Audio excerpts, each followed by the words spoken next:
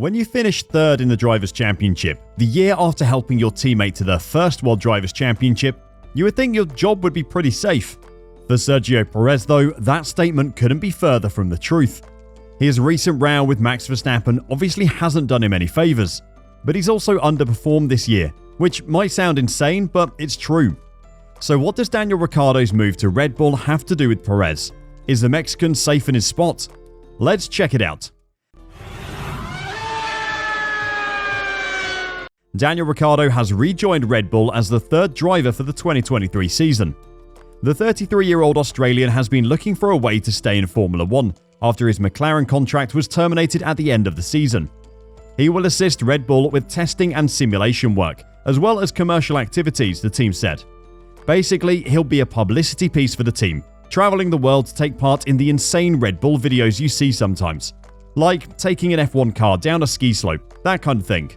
Ricciardo said he was truly excited to be returning to the team he won 7 Grand Prix for between 2014 and 2018, before leaving for Renault. It would be pretty exciting as well if Red Bull paid me to travel the world racing jet planes with an F1 car. Team principal Christian Horner said, "It is great to bring Daniel back into the Red Bull family. He has enormous talent and such a brilliant career. I know the whole family is excited to be welcoming him home. Red Bull still have Liam Lawson listed as a backup, so if the time comes, it'll be interesting to see who gets the call to race for Red Bull as a stand-in." So, what does Daniel Ricciardo re-signing with Red Bull have to do with Sergio Perez? The relationship between Red Bull's two-time world champion Verstappen and his teammate Perez became strained at the penultimate race of the season in Brazil.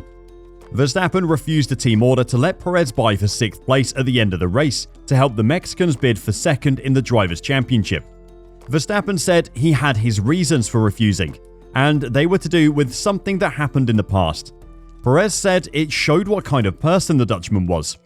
It has since emerged the tension was over Verstappen's belief that Perez crashed deliberately at the end of qualifying at this year's Monaco Grand Prix, securing his 3rd place on the grid ahead of Verstappen. Perez went on to win the race. How true that is, we don't know. That is all the team is saying.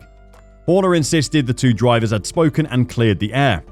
But Daniel's signing as a test driver/public relations party piece seems odd. They have plenty of people who could drive at show events such as F1's Las Vegas launch party, and they already have a reserve driver. You can see why questions are being asked about this signing. There is a lot to explore here, but first I want to tell you something a lot of you won't know. Before I started doing this, I was a professional chef for 14 years. During that time, I learnt the importance of having the best knives possible. So when Kamikoto got in touch wanting to sponsor our videos, I was so excited. Kamikoto makes incredible, high-quality Japanese steel knives using traditional techniques that have been refined over 800 years, since the Edo period of Japanese history. Your Kamikoto Japanese steel knife gets delivered in this beautiful, heavy-duty ashwood box. If I opened this up for Christmas, I would be over the moon. But it isn't the box you're buying these for, it is the knives themselves. Each Japanese steel knife is individually inspected and comes with a lifetime guarantee. When you take it out of the box, you can instantly appreciate the craftsmanship of their expert bladesmiths. If you thought the RB18 cut through the air well, then you should try cutting with one of these. Because of their single bevel edge, Kamikoto Japanese steel knives can achieve an unbelievably sharp edge you just can't get with other knives. That's why they're used by Michelin-starred chefs all over the world. Kamikoto has several special offers going on right now, and is offering our viewers an extra $50 off any purchase with discount code F1Reverse, on top of their special offers, which can be found at www.kamikoto.com/F1Reverse. So, back to Daniel Ricciardo, and what his signing might mean for Sergio Perez's future. Perez's 2022 season has been a bit underwhelming. I know he finished a very close 3rd in the Drivers' Championship, but Max proved what the RB18 was capable of by winning 15 of the 22 races this year. Jacques Villeneuve is one of many pundits who were unimpressed by the Mexican this year. Perez was strong in the beginning of the season, then I found him invisible, Villeneuve wrote. In the last races, he rebounded and was competitive, but over the year as a whole, he could have done better. There are those who think that a combination of Checo's apparent rift with Verstappen, his underwhelming season, and Daniel's signing is a sign that Red Bull are getting ready to replace Perez with Ricciardo if things don't go to plan in 2023. The Mexican driver currently has a contract that lasts until the end of the 2024 season, but that won't stop Red Bull breaking it off early if they think they need to.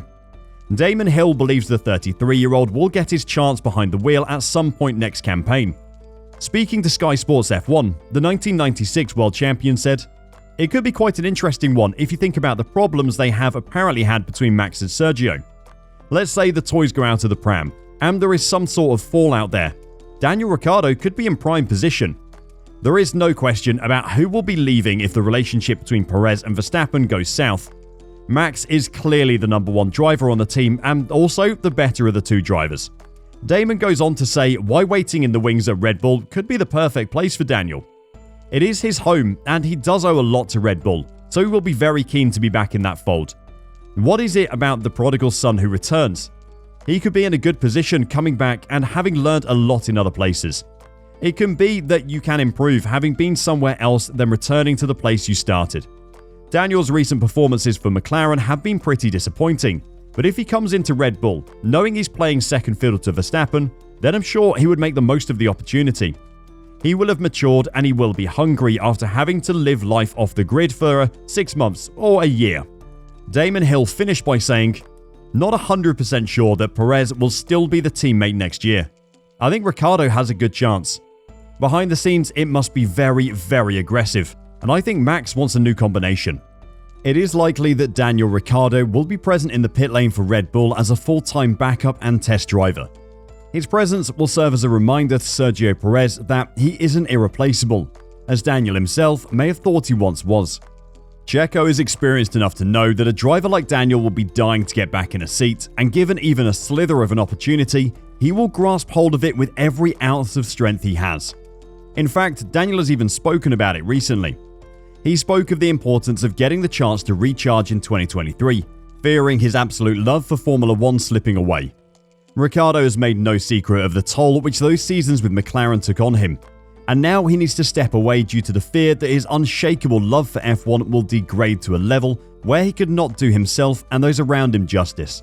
Speaking about why he chose to go to Red Bull instead of taking a race driver, Haas for example, he said, "It's certainly a way to still stay involved and to give me the time necessary to take a step back. And that's been no secret to myself. As the second half of the season went on, I just needed to step away for a bit, rebuild myself, reset a bit, and also just find the intense love for it. Because at this level, if you don't have that, then I'm not doing justice for myself or anyone around me. I'm not saying I've lost it, but I'm in fear of losing it. Taking some time away to refresh can be a dangerous thing in Formula 1. But there are examples of drivers who have done it recently and come back to shine. Fernando Alonso took a few years out and has come back hungrier than ever. Alex Albon looks like a new man since taking some time out and coming back to Williams. Checo will know all of that as well, and will be well aware that Christian Horner won't have any problems making the switch if he thinks it's best for the team. We aren't saying Checo will be gone at the start of next season. There is a good chance he'll still be at Red Bull when his contract comes to an end in 2024. But any mistake, or a falling out with Max Verstappen, could easily lead to Daniel taking his place. Do you think Daniel is at Red Bull as a contingency plan for Checo and Verstappen falling out? Let us know your opinion down below, and until next time, drive safe and bye for now.